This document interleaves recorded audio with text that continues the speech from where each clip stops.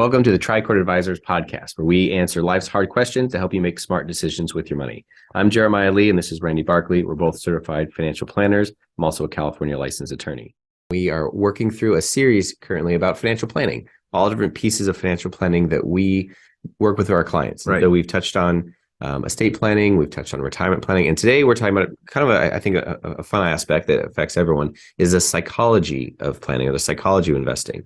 Everybody has a relationship to money. It does. They do. And it's just, and I guess, the thing that makes me stop and pause is that how much advantage we have for being born in this time. Because if we go back 100 years, this wouldn't even been a subject matter for most of our great grandparents or great great grandparents, so to speak.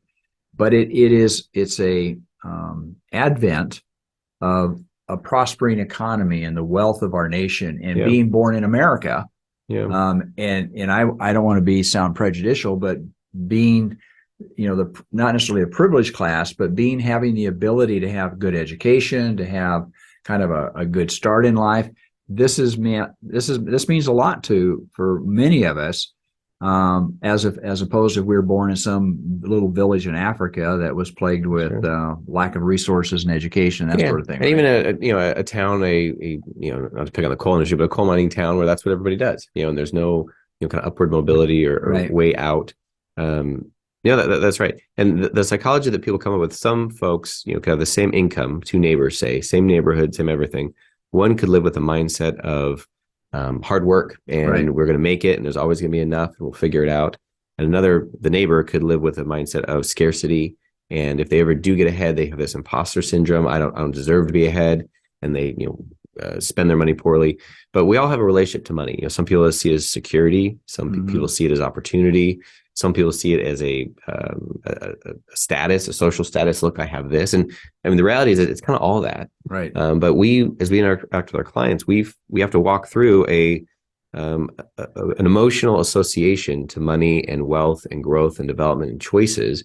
And we see some recurring patterns. And there's a number of books that have been written on this that we've gone through and read and we try and implement to help our clients. Yeah. And I think probably the thing that has probably the most impact is that recent studies have shown that good financial planning will increase the wealth of a person by 7% a year.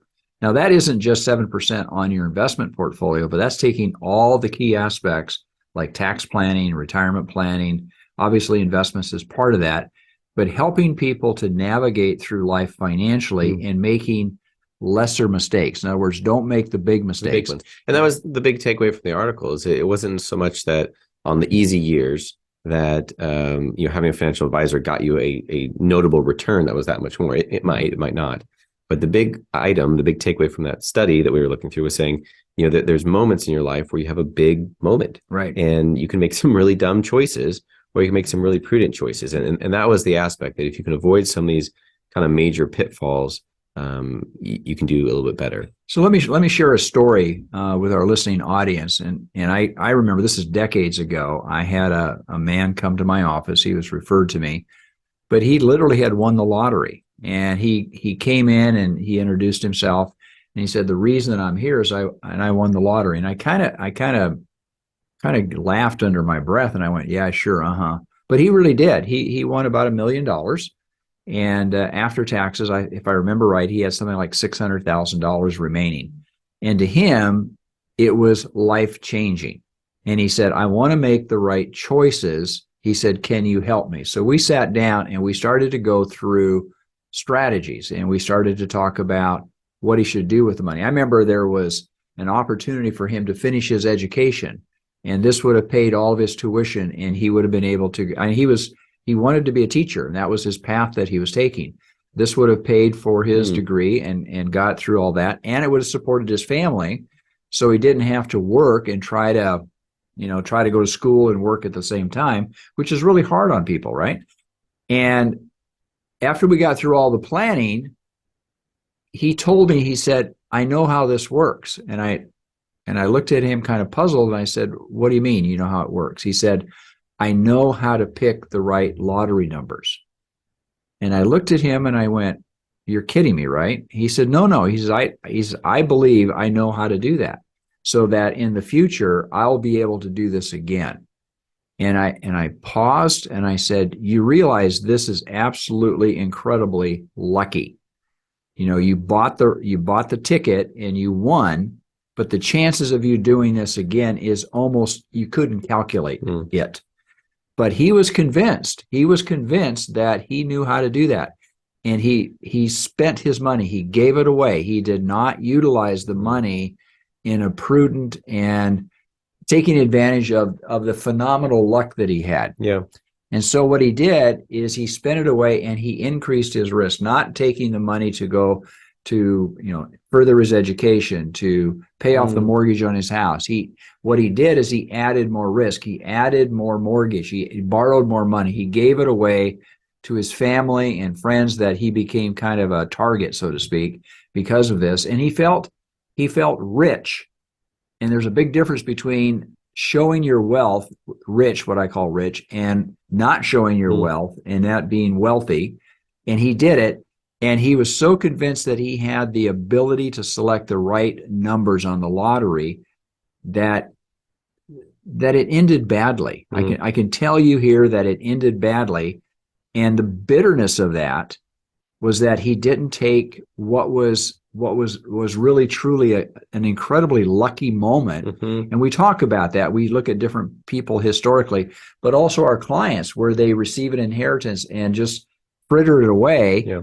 And other people that receive very modest and they build it into something that is significant down the road, right? Well, there's an emotional moment. And thank you for sharing that story. I mean, what interesting of walking through it with someone. But that moment when someone shifts, they receive an inheritance, or even they get a job promotion, you know, that they walk from having a very difficult situation to all of a sudden making enough. There's or even making ample. There's an emotional switch that some people walk through very naturally in a healthy way. Others don't. And part of it has to do with that imposter syndrome or seeing themselves as still lacking. If someone inherits a large amount of money, you know, the majority of our clients, as we talk through this and what that looks like, they see themselves as a steward of this. And how do I best benefit, you know, the rest of my life, as well as my children or my grandkids or my nieces or my nephews? And how do I utilize this in a way that builds forward? You know, others see it as undeserving. It's something I don't deserve. And I had a client that had a very large account that they ignored and just sat there, almost like shoved it in a corner, because they had such an emotional attachment to the person who had passed away, but also they felt unworthy almost to have that kind of wealth. And so they weren't managing, and you know, through time and working with them, we were able to move them forward to say, okay, this is yours and you need to be a steward of it going forward. But you know, some of the statistics that we read is that your view of how the world works, 80% of that comes from your personal experience. And the quote in there that, you know, that we've read is funny because it has, you know, 0.000001 is what you've actually experienced of the world, right? You know, of all time, all history, all things, all events. You've experienced such a tiny fraction, yet that so greatly informs, you know, what you feel. And so someone who grew up in a certain way has these processes they go through and how they relate to money. Yeah, I mean, if you feel guilty, or if you feel like you say it's undeserving, yeah, that's going to have a major impact on what the value of that inheritance or the money you've received. Yeah. I mean, it's just amazing. Right. And I think to step away a little bit from the idea that, you know, we as Americans, we all like the underdog story, buy my own bootstraps and here I come. And I did it all by hard work.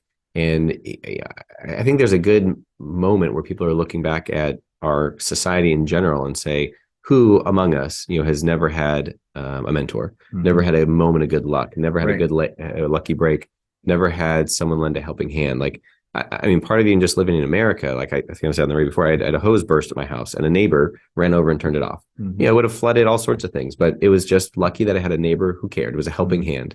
And to say, man, we get so much of that in our life. But luck is part of it. You know, your family of how you receive, and even investment returns. You know, some of this stuff you can be prudent, you can be mindful, but sometimes the market just has a good day. Sometimes the market just has a bad day, and it has nothing to do with what a person has structured or planned. And we, of course, work very hard to make sure when the market has a bad day, our clients are fine, and when the market has a good day, our clients get to participate in that. But there's a level of luck and just rolling with what you have. I think again, investing, when we talk about economics, when we talk about financial planning, most people go, oh, you do investment, or, that's what you do. Mm. You're going to sell me a stock or a bond or a mutual fund or something. And that is the least of what we do. So much of what we do right now is to determine, first of all, what is it that the client wants, is taking him through the plan and the structure and asking so many questions and coming up, why would you want to invest? What is the end goal for you? And for many people, they just say, okay, I'd like to have $1 million, let's say, I'll just use that as a prime example. But they really don't, that's so esoteric. I mean, it's not real for most people. Yeah. Do you want to be able to spend $1 million, or do you want to have $1 million that will produce income for you? Oh, I don't really know. They don't know how the difference of that is. Yeah. But really what people are really saying is, I'd like to have freedom. Yeah. And I think the biggest freedom that financial success can give you is your time. Yeah. So that, if you lost your job, you wouldn't have to worry about losing your home in 6 months, or if all of a sudden somebody got ill, or you wanted to leave your job, but you had enough time to be able to decide what direction to move and to do other things. That financial freedom, that freedom of time, is so critically important. Oftentimes people don't realize how important it is, but you do it step by step by step. It's not something where all of a sudden it just happens overnight. Yeah. Even the lottery example, that was a moment that could have happened overnight. Right. But it didn't. It didn't turn into freedom. It didn't turn into, and part of freedom is also the word enough. If someone says, I have enough, I don't need to scrimp and pull and grab. And enough, in my mind, enough is not just a balance.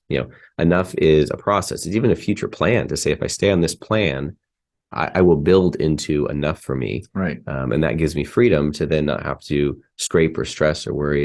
And there's so many studies about what stress does to the human body. Mm-hmm. And then so many studies that money is one of our largest producers of stress. And that's the world we live in. That's where the you and I work in, to say, how do we help people not just do the math, right? For the planning, right, but how do we walk through the emotional side of living a life and walking and building a life that may take years and decades to build, but doing it in a way that you can say, I have enough. I'm on a path towards enough. I have freedom to do these other things.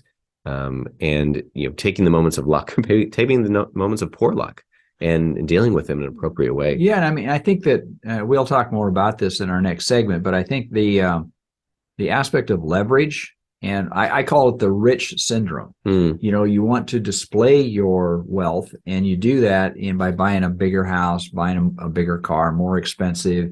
You buy things that don't impress. I mean, you want to impress the person next to you, or your friends or families or whoever. A lot of times you try to impress people you don't even know. And we see this oftentimes displayed in people's ego. And ego is the thing that runs ahead of common sense. So, stay tuned. We're going to talk a little bit more about the psychology of financial planning and how it is not just about money. There's so many other factors here that go into it. We'll be right back.